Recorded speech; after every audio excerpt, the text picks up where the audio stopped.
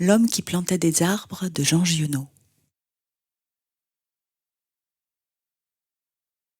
Pour que le caractère d'un être humain dévoile des qualités vraiment exceptionnelles, il faut avoir la bonne fortune de pouvoir observer son action pendant de longues années. Si cette action est dépouillée de tout égoïsme, si l'idée qui la dirige est d'une générosité sans exemple, s'il est absolument certain qu'elle n'a cherché de récompense nulle part et qu'au surplus, elle est laissée sur le monde des marques visibles, on est alors sans risque d'erreur devant un caractère inoubliable.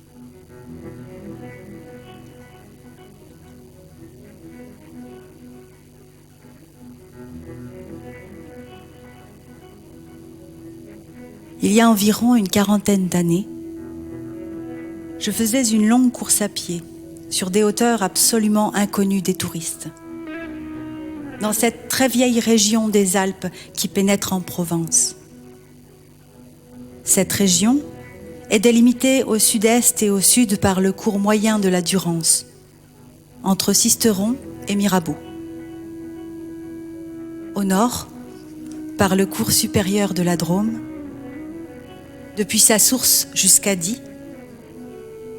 À l'ouest, par les plaines du Comtat vénessin et les contreforts du mont Ventoux.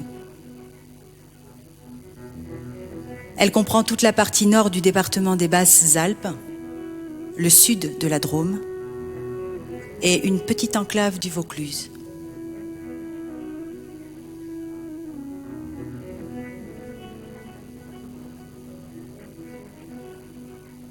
C'était au moment où j'entrepris ma longue promenade dans ces déserts, des landes nues et monotones, vers 1200 à 1300 mètres d'altitude. Il n'y poussait que des lavandes sauvages.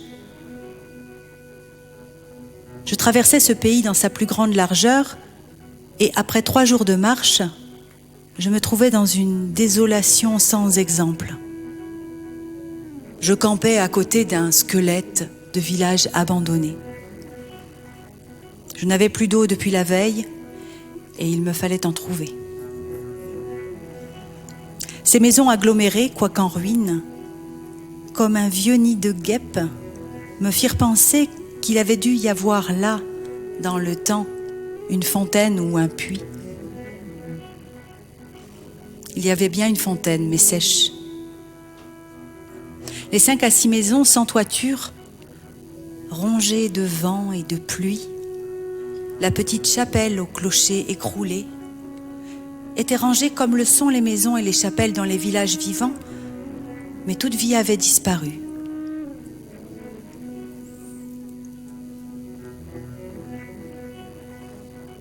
C'était un beau jour de juin, avec grand soleil. Mais sur ces terres sans abri et hautes dans le ciel, le vent soufflait avec une brutalité insupportable. Ces grondements dans les carcasses des maisons étaient ceux d'un fauve dérangé dans son repas. Il me fallut lever le camp. À 5 heures de marche de là, je n'avais toujours pas trouvé d'eau et rien ne pouvait me donner l'espoir d'en trouver.